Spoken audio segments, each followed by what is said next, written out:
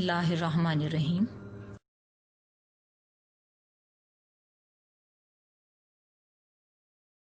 अस्सलामुअलैकुम अज़ीज़ तलबा, मैं आपकी उर्दू की टीचर समाना हैदर आपसे मुखातिब हूँ। अब आते हैं अपने अगले उन्वान की तरफ। बच्चे, अभी हम हिस्सा नसर कर रहे थे और आज जो मैं आपको करवाने जा रही हूँ वो हमारी हिस्सा नज़्म है और इसमें हम गज़लियात की तरफ अगर आते हैं तो तीसरी गज़ल मिर्ज़ा असदुल्ला ख़ान गालिब की जो है उसके बारे में आज हम पढ़ेंगे। मिर्ज़ा असदुल्ला ख़ान गालिब कौन थे और उनकी क्या क्या नुमायाँ सिफ़ात थीं, क्या क्या खूबियाँ थीं, उनकी किताबों के नाम, ये सब कुछ हम पढ़ेंगे और मकासिद तदरीस भी इसके बारे में हम पढ़ेंगे कि इस गज़ल को पढ़ाने के मकासिद क्या हैं। मिर्ज़ा असदुल्ला ख़ान गालिब का नाम तारुफ़ का मोहताज नहीं है। जब हमने हिस्सा नसर का आगाज़ किया था तो आपको याद होगा कि सबक नंबर 2 जो है वो मिर्ज़ा गालिब की आदात व ख़साइल के ही बारे में है, जो कि अल्ताफ़ हुसैन हाली ने उनके बारे में लिखा है। मिर्ज़ा असदुल्ला ख़ान गालिब की पैदाइश 1797 में हुई और उनका इंतकाल 1869 में हुआ। असल नाम असदुल्ला ख़ान था और गालिब तखल्लुस करते थे, यानी गालिब के नाम से शायरी करते थे। आगरा में पैदाइश हुई। वालिद का नाम मिर्ज़ा अब्दुल्ला बेग था। गालिब की उम्र 5 बरस की थी कि उनके वालिद एक लड़ाई में मारे गए। वालिद के इंतकाल के बाद मिर्ज़ा की परवरिश उनके चचा नसरुल्ला बेग के सपुर्द हुई, जो अंग्रेज़ी फ़ौज में मुलाजिम थे। वो भी जल्द ही इंतकाल कर गए तो गालिब अपनी वालदा के साथ दिल्ली आ गए। बचपन में उन्होंने शेख मुअज़्ज़म से तालीम पाई। बाद में उन्होंने अब्दुस समद से फ़ारसी में महारत हासिल की। दिल्ली में 13 बरस की उम्र में उनकी शादी नवाब इलाही बख्श मारूफ की बेटी से हुई। मिर्ज़ा गालिब को पेंशन मिलती थी, जिसके इजाफे के लिए उन्होंने कलकत्ते का सफ़र भी किया, मगर उसमें इजाफा ना हो सका। चुनाचे माशी तंगदस्ती की वजह से 1850 में बादशाह की मुलाजमत इख्तियार की। लेकिन आपने सबक मिर्ज़ा गालिब के आदात व क़साइल में पढ़ा होगा कि अगरचे गालिब का हाथ तंग रहता था, लेकिन वो दिल के बहुत सखी थे। उनका हाथ गरीबों के लिए हर वक्त खुला रहता था और उनके घर के आगे बहुत से अपाहज माजूर लोग पड़े रहते थे, क्योंकि उन्हें ये उम्मीद होती थी कि गालिब उनकी ज़रूरियात को किसी न किसी तरह से पूरा करेंगे। और वाकई गालिब ऐसा करते थे कि गालिब ना सिर्फ एक बहुत अच्छे शायर भी थे बल्कि बहुत अच्छे इंसान भी थे। चुनाचे अब आते हैं इनके तारुफ की तरफ। आगे आपको बताऊं कि इन्होंने 1850 में मुआशी तंगदस्ती की वजह से बादशाह की मुलाजमत इख्तियार की और 1857 की जो जंग आज़ादी जिस बदकिस्मती से जिसमें मुसलमान जिसमें हार गए, उसकी वजह से चूँकि ये भी मुसलमान थे लिहाजा इनकी पेंशन भी बंद हो गई और बादशाह के पास जो ये मुलाजमत करते थे उस मुलाजमत से भी हाथ धोना पड़ा। नवाब यूसुफ अली ख़ान वाली रामपुर, आपको पता है कि हिंदुस्तान में बहुत सी रियासतें थीं, रामपुर भी एक रियासत थी। उसके जो वाली थे उन्होंने इनका 100 रुपया माहवार वजीफ़ा मुकर्रर किया, जो जब तक वो ज़िंदा रहे तब तक उन्हें मिलता रहा। गालिब का उम्र का आखिरी हिस्सा बहुत सी बीमारियों में गुजरा। गालिब की वफ़ात दिल्ली में हुई और वहीं उन्हें दफन किया गया। अब करते हैं गालिब की शायरी की बात। तो गालिब ने उर्दू और फ़ारसी ज़बान दोनों में शायरी की। उस ज़माने में बच्चों स्कूल मदारिस में बच्चों को अरबी और फ़ारसी मुसलमान बच्चों को सिखाई जाती थी, लिहाजा तमाम बच्चों को अरबी और फ़ारसी ज़बान लाजमी आती थी। लिहाजा गालिब का भी बहुत सा कलाम हमें फ़ारसी ज़बान में भी मिलता है। उर्दू शायरी में अगर देखा जाए तो उनका मकाम बहुत बुलंद है, जिसे सब ने तस्लीम किया है। वो बहुत ज़्यादा वसअत नज़र रखते थे। गालिब हर दौर के अहम शायर हैं। इनकी फ़नी अज़मत को हर शख्स ने सराहा है। इनकी हमागिर शख्सियत की तरह इनकी शायरी में भी बड़ा तनव्वुर और बड़ी बूकलमोनी पाई जाती है। गालिब की शायरी के मौज़ूआत की तरफ अगर आएँ तो गालिब के यहाँ मौज़ूआत का एक लामुतनाही सिलसिला नज़र आता है, लामुतनाही, ना ख़त्म होने वाला। उनकी उर्दू गज़ल मज़ामीन की रंगारंगी, वसअत नज़र, तख़य्युल की बुलंदी, पहलूदारी, मायने आफरीनी, नादिर तशबीहात व इस्तारात, नए नए अल्फाज व तराकीब, तंज़ व ज़राफ़त, आफाकियत और जिद्दत अदा की बदौलत बहुत आया पाई की है।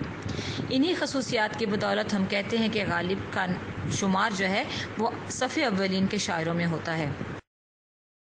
अब आते हैं गालिब की अहम तसानीफ़ की तरफ, जिनमें दीवान गालिब है जो कि उर्दू में है, दीवान फ़ारसी है, गुले राना है, महर नीम रोज़ है, दस्तंबो है, काते बुरहान है, लताइफ़ गैबी, कादिरनामा, ओद हिंदी और उर्दू मौला शामिल हैं। بھی سبق کو، نظم کو یا غزل کو پڑھانے کے کچھ مقاصد ہوتے ہیں۔ اب آتے ہیں مقاصد تدریس کی طرف۔ سب سے پہلے بچے آپ کو غالب کی شاعرانہ عظمت کے بارے میں بتانا کہ شاعر غالب نہ صرف اپنے دور کے بلکہ آج بھی اگر ہم دیکھیں تو غالب کا آج بھی ہمیں اردو شاعری میں ایک نمایاں مقام نظر آتا ہے۔ غالب کے انداز بیان سے متعارف کروانا۔ غالب کا انداز بیان نہایت شستہ تھا، سادہ تھا۔ اگر آپ اس غزل کو پڑھیں تو اس میں آپ کو کہیں بھی مشکل الفاظ نظر نہیں آئیں گے، بلکہ انتہائی سادہ الفاظ کا استعمال کیا گیا ہے۔ غالب کے عہد میں اردو غزل کے ارتقاء سے روشناس کروانا اور غالب کے شاعرانہ موضوعات کی بوک المنی کے ان کی جو موضوعات تھے غزل کے، اس میں کتنا تنوع، کتنا رنگا رنگی پائی جاتی ہے، اس کے بارے میں آپ کو آگاہ کرنا۔ اب آتے ہیں ہم غزل کی تدریس کی طرف۔ پہلا شعر ہے: دل ناداں تجھے ہوا کیا ہے، آخر اس درد کی دوا کیا ہے۔ پہلے شعر میں غالب ہمیں سوال کرتے ہوئے دکھائی دیتے ہیں اور وہ خود اپنے آپ سے سوال کر رہے ہیں، اپنے دل سے سوال کر رہے ہیں کہ اے نادان دل، اے بے وقوف دل، تجھے ہوا کیا ہے، اور پھر خود ہی جواب مانگ رہے ہیں اسی دل سے کہ تو ہی بتا کہ آخر اس درد کی دوا کیا ہے۔ اب آپ کو پتہ ہے کہ دل کا کیا معاملہ ہے کہ غالب کسی کو دل دے بیٹھے ہیں اور دل دینے کی وجہ سے اب پریشان ہیں، اور محبوب جو ہے وہ ان سے ویسے التفات کا مظاہرہ نہیں کر رہا جیسے کہ وہ چاہ رہے ہیں، لہٰذا وہ خود ہی اپنے نادان دل سے یہ شکوہ کر رہے ہیں، یہ سوال کر رہے ہیں کہ اے نادان دل، اے بے وقوف دل، تجھے کیا ہو گیا ہے، آخر تو اتنا بے چین کیوں رہتا ہے، اتنا پریشان کیوں رہتا ہے، اور پھر خود ہی اس سے پوچھ رہے ہیں کہ تو ہی بتا اے نادان دل، تیرے اس درد کی جو دل میں کیفیت ہے بے چینی کی، اس کی دوا کیا ہے۔ اگلا شعر ہے: ہم ہیں مشتاق اور وہ بیزار، یا الہی یہ ماجرا کیا ہے۔ مشتاق سے مراد ہے انتظار کرنے والا، شوق رکھنے والا۔ بیزار سے مراد ہے اکتایا ہوا۔ اب یہاں پر غالب جو ہیں، اگر آپ اردو ادب کو دیکھیں تو آپ کو شاعر حضرات جو ہیں، عاشق حضرات جو ہیں، وہ ہمیشہ محبوب سے شکوہ کرتے ہوئے نظر آتے ہیں۔ یہاں پر بھی غالب کا یہی انداز ہے کہ وہ اپنے محبوب سے شکوہ کناں ہیں اور اللہ تعالیٰ سے یہ سوال کر رہے ہیں کہ اے اللہ، یا الہی، اے اللہ تعالیٰ، اے خدا، یہ ماجرا کیا ہے، یہ قصہ کیا ہے کہ میں مشتاق ہوں، یعنی میں ان کی دید کا طلبگار ہوں اور وہ مجھ سے بیزار ہیں، بجائے اس کے کہ جس طرح سے میں ان سے ملنے کے لیے بیتاب ہوں، وہ بھی اتنی ہی بے چینی کا اظہار کریں یا مجھ سے ملنے کے لیے اتنے ہی بے چین ہوں۔ محبوب جو ہے ان سے اکتایا ہوا ہے، لہٰذا وہ اللہ تعالیٰ سے شکوہ کناں انداز میں پوچھ رہے ہیں کہ اے اللہ تعالیٰ، تو ہی بتا کہ یہ کیا قصہ ہے، کیا کہانی ہے کہ میں مشتاق ہوں، میں ان کی دید کا طلبگار ہوں اور وہ مجھ سے بیزار ہیں۔ اگلا شعر ہے: میں بھی منہ میں زبان رکھتا ہوں، کاش پوچھو کہ مدعا کیا ہے۔ مدعا مقصد۔ اب یہاں پر شاعر جو ہیں وہ اپنے محبوب سے اس طرح سے مخاطب ہیں کہ شاعر جو ہیں وہ بات کرنے کے لیے تڑپ رہے ہیں محبوب سے، اسے ہم کلام ہونا چاہتے ہیں، اس سے بات کرنا چاہتے ہیں، لیکن محبوب اس کی کوئی بات سننے کو تیار ہی نہیں ہے کہ غالب یہ کہنے پر مجبور ہو جاتے ہیں کہ میں بھی منہ میں زبان رکھتا ہوں، کہ میرے بھی منہ میں زبان ہے، میں بھی کوئی بات کرنا چاہتا ہوں، میں بھی تم سے ہم کلام ہونا چاہتا ہوں، کاش کہ کبھی تم مجھ سے میرے آنے کا مقصد تو پوچھو کہ تمہارے آنے کا مدعا کیا ہے، تمہارے آنے کا مقصد کیا ہے۔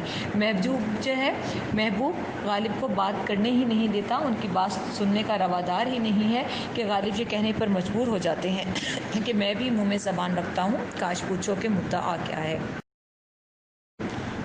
ہم کو ان سے وفا کی ہے امید، جو نہیں جانتے وفا کیا ہے۔ اب پھر یہاں پر ہمیں غالب شکوہ کرتے ہوئے نظر آتے ہیں، کہتے ہیں کہ میں بھی کن لوگوں سے امید لگا بیٹھا ہوں، اپنے محبوب کے بارے میں کہہ رہے ہیں کہ میں بھی کس سے امید لگا بیٹھا ہوں، اس شخص سے جسے کہ وفا کا معنی ہی نہیں معلوم کہ وفا ہوتی کیا ہے، اور میں اس سے امید لگا کر بیٹھا ہوں کہ وفا کرے گا مجھ سے، کہ ہم کو ان سے وفا کی ہے امید، مجھے ان سے وفا کی امید ہے کہ جو وفا کے معنی تک سے نا آشنا ہیں۔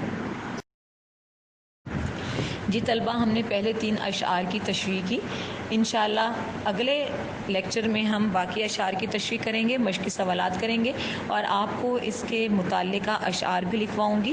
آپ کو پتہ ہے کہ جب بھی ہم کسی نظم کی، غزل کی تشریح کرتے ہیں تو اس سے متعلق ہمیں حوالے کے اشعار بھی لکھنے ہوتے ہیں، کیونکہ 2 نمبر کی جو تشریح آپ کو آتی ہے اس میں 2 نمبر پورے حاصل کرنے کے لیے ضروری ہے کہ آپ اس سے متعلقہ اشعار بھی ضرور لکھیں۔